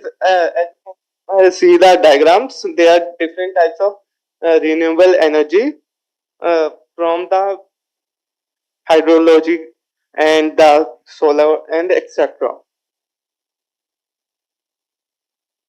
The major case study which I have taken in my research paper is China and European.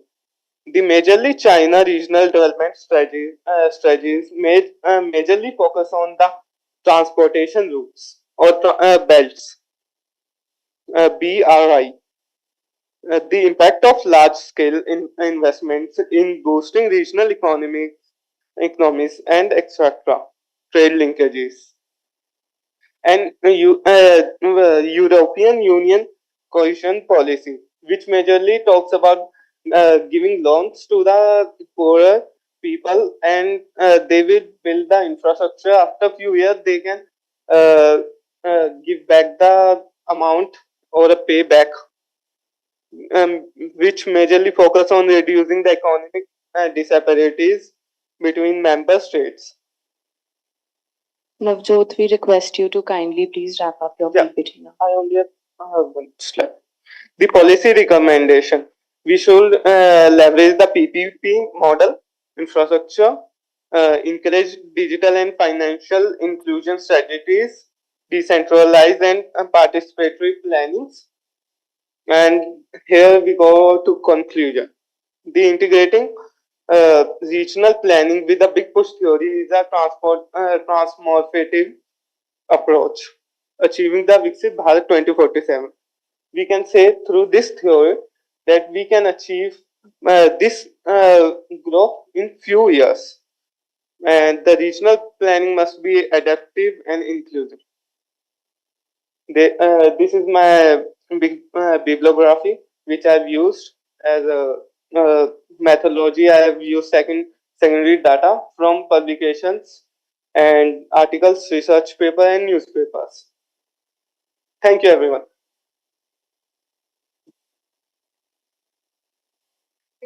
Both that you have presented your paper. Yeah. What is your objective? Ma'am, my main objective was to see how we can integrate it, the big push theory in regional planning.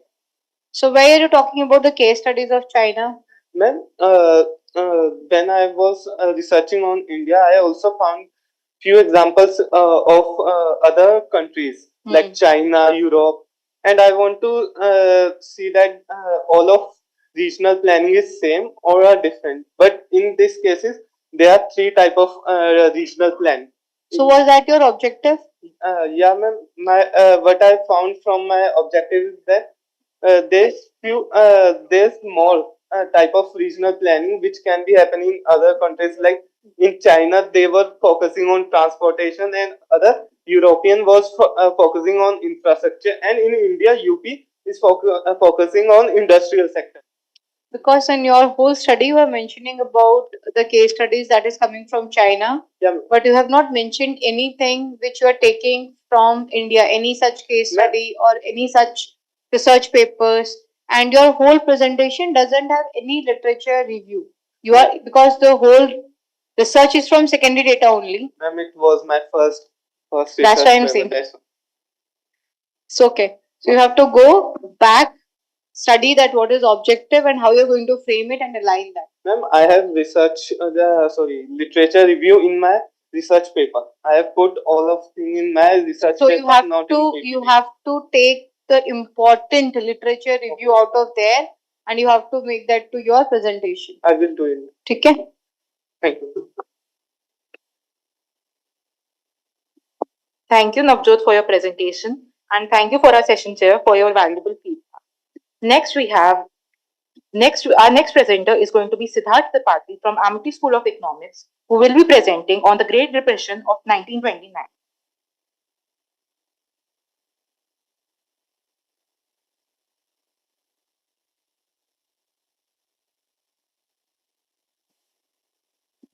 Good morning. I am Siddharth Tripathi from MIT School of Economics, second year.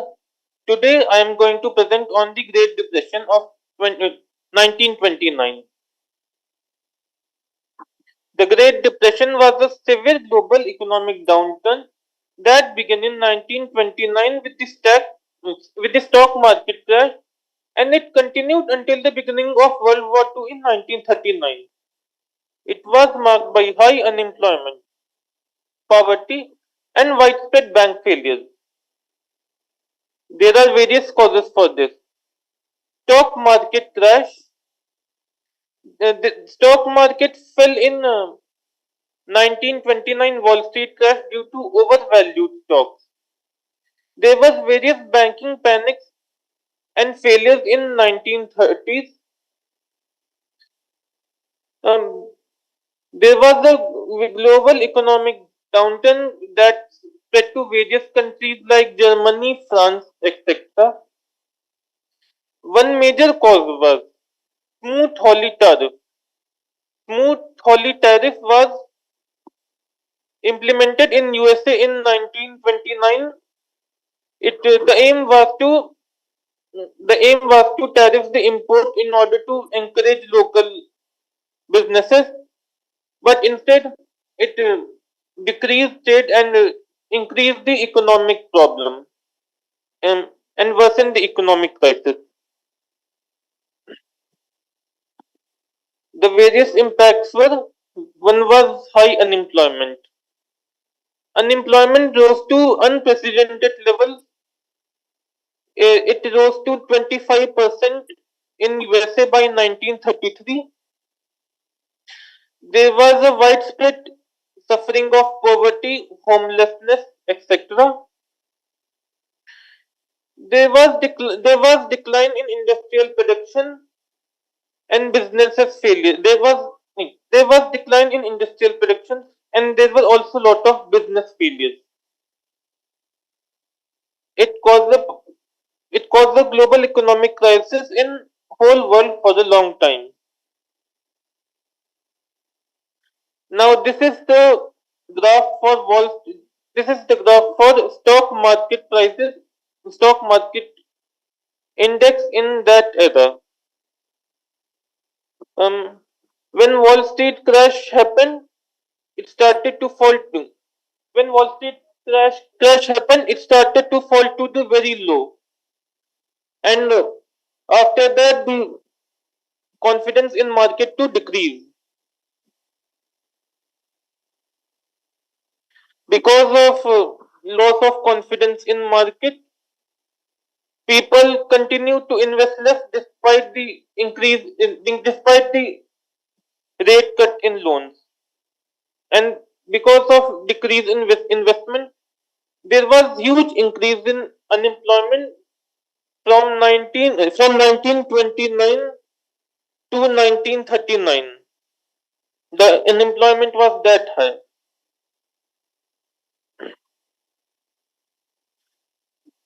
One of the reason why the reason why depression was felt worldwide was because of gold standard. The rigidity provided by gold standard not only spread the depression into the whole world, but it also made it difficult to recover. Every major economy left the gold standard during the Great Depression. The first one to leave gold standard was United Kingdom. Research showed that the countries that left gold standard at the earliest recovered fastest and suffered the least. There were two reasons for recovery. One was Siddharth, you have 1 minute left. Kindly wrap up your presentation. okay. There were two reasons for recovery. One was New Deal program by FDR, which sought to alleviate poverty and increase the consumption. Then the investment in defense manufacturing due to World War II also lead to decrease in unemployment and increase in consumption. Great Depression had many impact on economic institutions, macroeconomic policy, and economic theory. It also led to significant social and cultural changes. The lessons learned from the Great Depression continue to influence economic policy even today. To conclude, the Great Depression was an economic crisis that lasted very long from 1929 to 1939. Because of suffering caused by this economic crisis, people were attracted to new ideologies like Nazism and fascism and communism because it gave them an alternate solution to the problems suffered by them. Later, as government started to increase spending and World War II prompted more government spending into defense industries, the this particular economic crisis ended due to increase in spending. Thank you.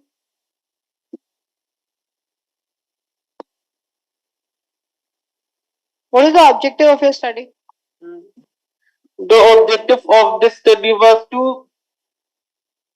to find out the impact between the how crisis find the impact between how crisis affected the unemployment and the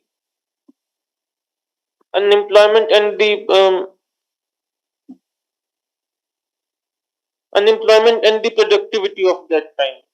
Okay. So, was this study has been done earlier, or you are the first one to do the study? I am the first one to do this study. I mean this particular study. Very good. Well, according to you, none of the economists they have studied about. No, ma'am, they did study about it. Then, what is the requirement of the study?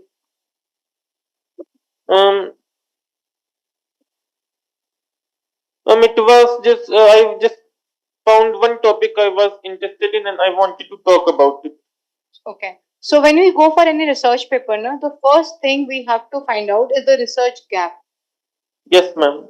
Yeah, that means we want to see that if there is something where the gaps are existing, and we have to talk about that how through our research we can fill out that particular gap. Yes, ma'am. So if a particular study has been done earlier many times by different economists, so I think at that case you can't go for this type of study where you are talking about the objective you are talking about. You can do something called as literature review, like SLR or a bibliometric analysis. You can go for a systematic literature review to find out maybe because your title is again the Great Depression. It's only talking about the Great Depression. Yes, ma'am. There is nothing, any other variable is not being added to your title. According to your objective, you are talking about productivity, you are talking about unemployment, but these are not included. Okay, ma'am. So, if you are going for any other presentation, so or you are going to upgrade this paper, so try to find out that what are those novel ideas through which you can reframe all these things. Okay, ma'am. Congratulations. Thank you, ma'am.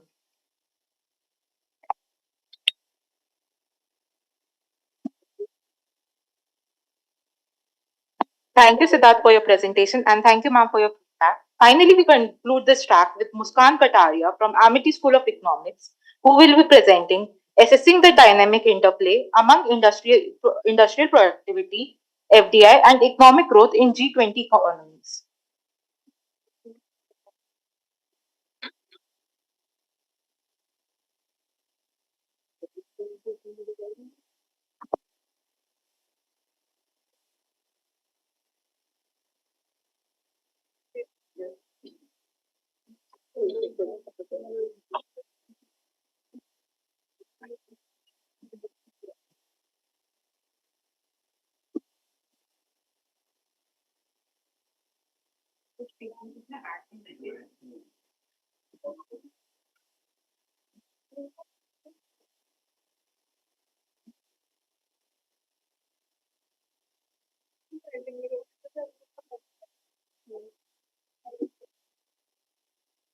अभी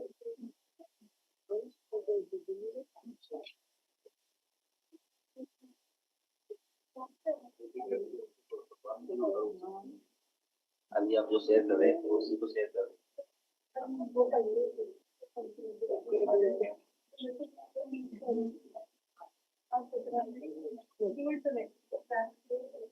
ये वो लगा रखा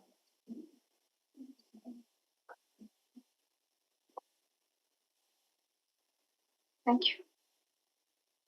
Good evening, teachers, and all who are presenting here.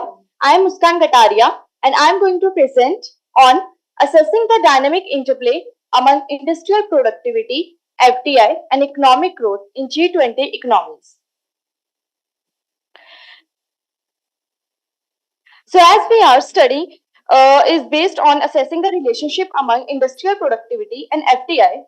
So, firstly, discuss about the industrial productivity.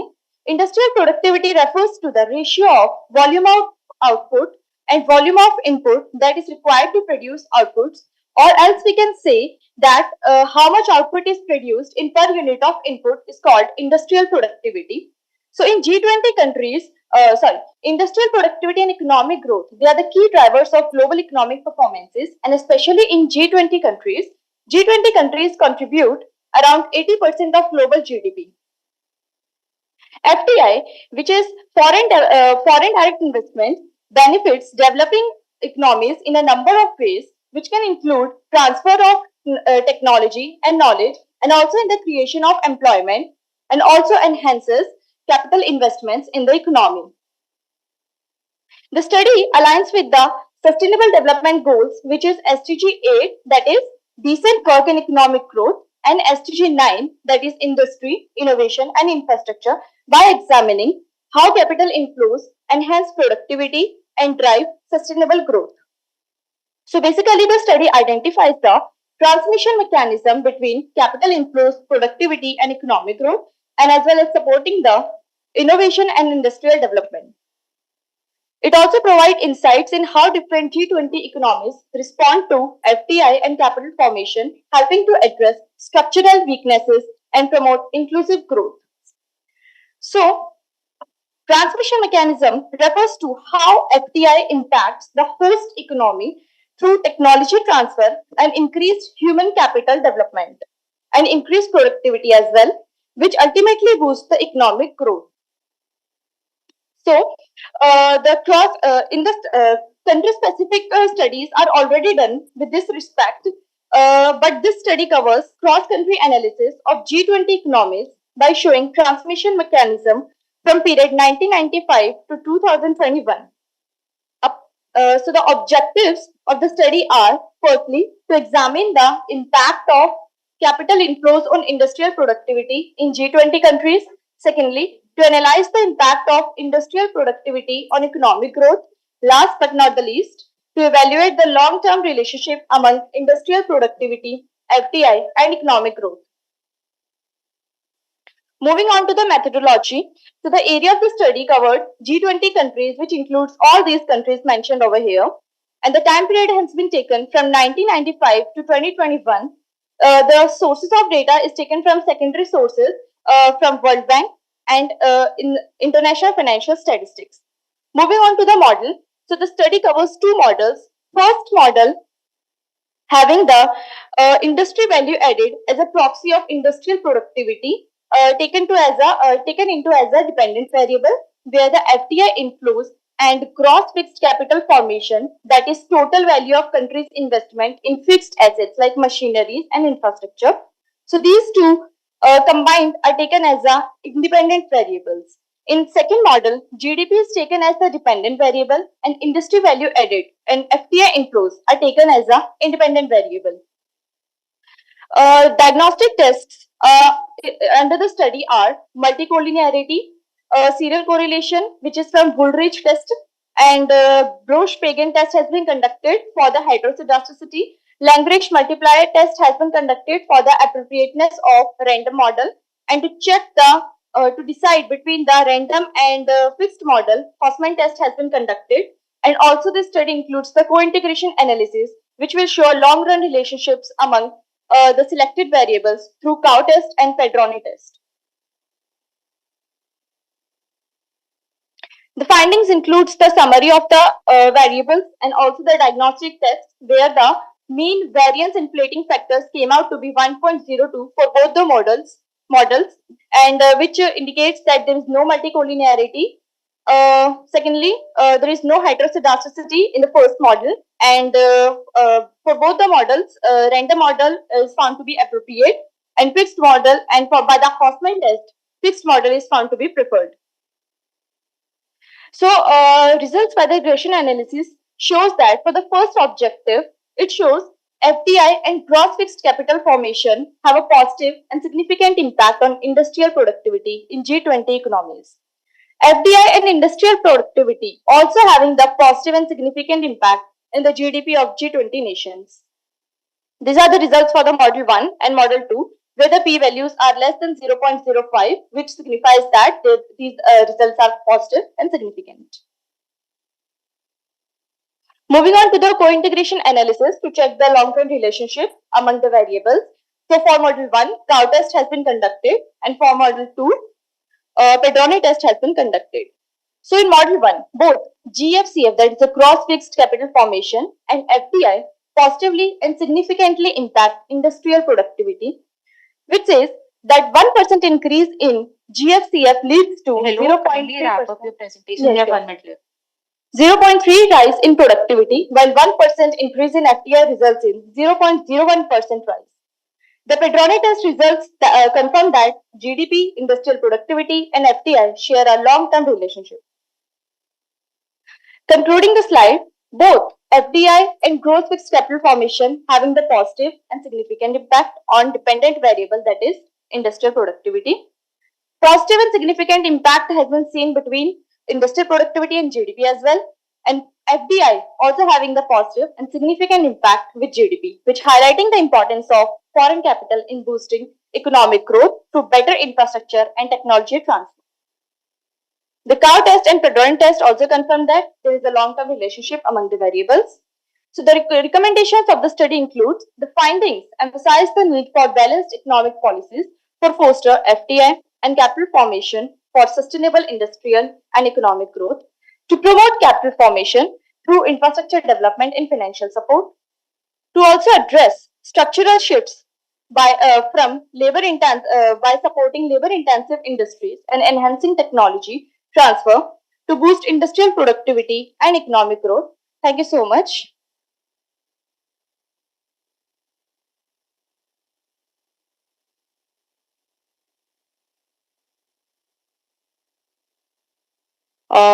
Nice presentation. Just one suggestion I have. When you are putting out the results, the numbers are too small to be visible. So I think that is the part in the presentation that you can improve, wherein we can easily see the results. Because of course, if you are showing the regression model, we need to see the analysis. But when we are putting 2 or 4 tables at one go, it becomes very difficult to even see or read and then analyze. So just that one suggestion is there. You can put tables in separate slides. Okay. Otherwise, a good presentation and a good research. Congratulations. Thank you, ma'am. Thank you.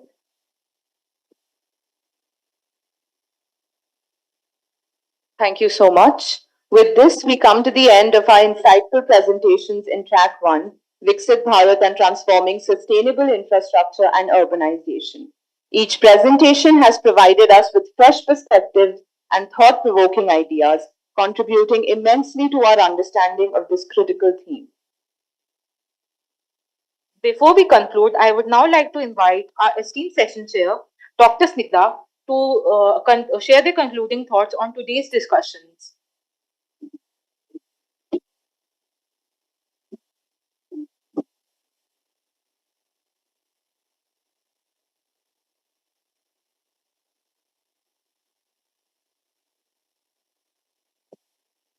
I think good evening everyone, and congratulations to all the presenters.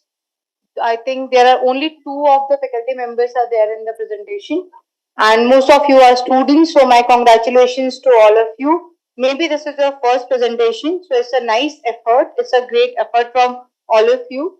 What I can suggest that you have to go for doing a very robust literature review, and you have to understand that how to read a paper. Like from introduction, what are the things you are going to grasp from the problem statement, how you're going to frame your research methodology. You can prepare one Excel, and out of those Excel, you can find out the research gap. That Excel can comprises of each and every major areas of any research paper, starting from your the objective of the study, the methodology they have chosen, how they have gone for the sample size, or you can talk about the geographical location and what are the recommendations they have done, the result, the inferences, and all these things at the end is going to give you your research gap. So it's a nice effort from all the students. So present congratulations from my side and keep up the good work.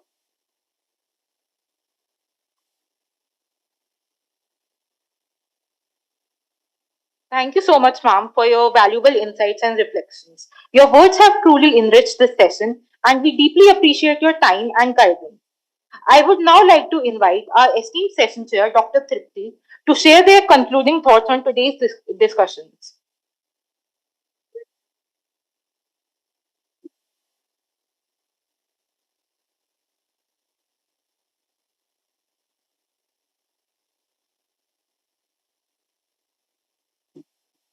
Hi everyone. More or less has been covered by ma'am. Just, but it's just that most of you who are presenting, especially the students, I would like to say congratulations for the first step that you have attempted to write a research paper to present it, be it in your university, but at least you have done that.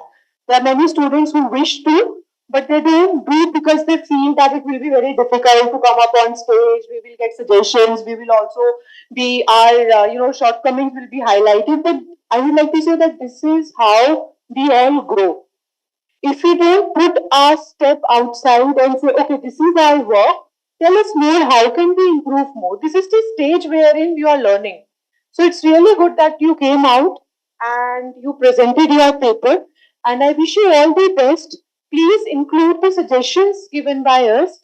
Also try presenting your paper in other universities, because the more you present, the more refined your work will be. Also, there is one important thing. This is your own university. This is your comfortable space, right? When you go out to present your paper in different universities, try to communicate more, if possible, with the session chair, otherwise with your fellow researchers. Because what will happen, not communicate during the session, but during lunch, during high tea, during those time registration. Because what will happen when you interact with other researchers, you will get to know, oh, you are also working on this field. Let us collaborate and work. So in that case, you might feel the exchange of ideas is refining your work, is improving your work. So just presenting is one aspect, but also communicating, sharing your ideas with fellow researchers is important. So all the best and congratulations.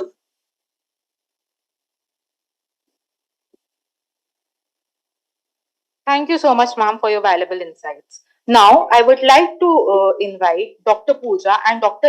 Ankita to kindly felicitate Dr. Tripti with a memento as a token of our appreciation.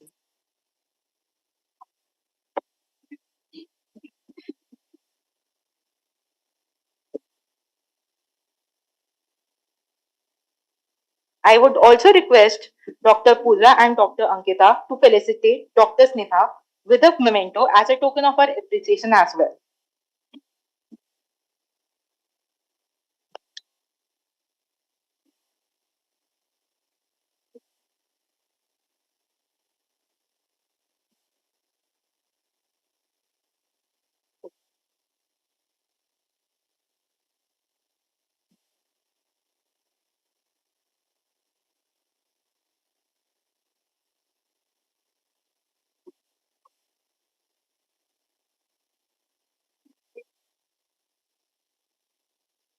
Can I also have one photograph in my phone, please? I get my Thank you.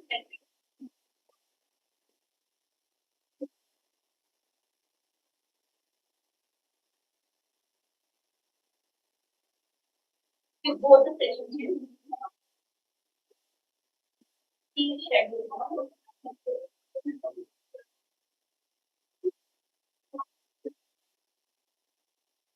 Can we have all the presenters for this track?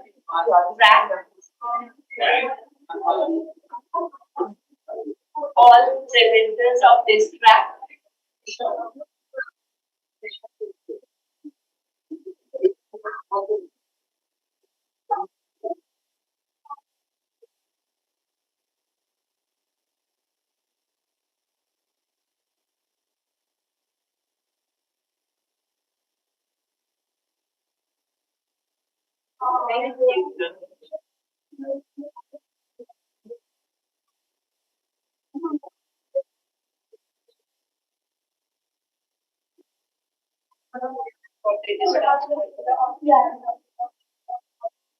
Now, I would like to invite my co-head, Mehak Singh, to give a vote of thanks.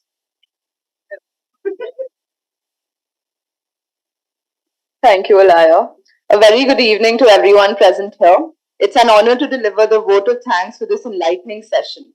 First and foremost, I extend my heartfelt gratitude to our esteemed founder, president, chancellor, and vice chancellor for their leadership and unwavering support. A sincere thank you to the distinguished dignitaries, respected faculty members, and esteemed guests for gracing this occasion with your presence and valuable insight. To our session chairs, Dr. Tripti and Dr. Smigtha, we express our deepest appreciation for your expert guidance and thoughtful reflections that have enriched today's discussions. I also extend gratitude to all the presenters for sharing your knowledge and perspectives. A special thanks to the organizing committee, technical team, and support staff. With that, we conclude this session. Thank you, everyone.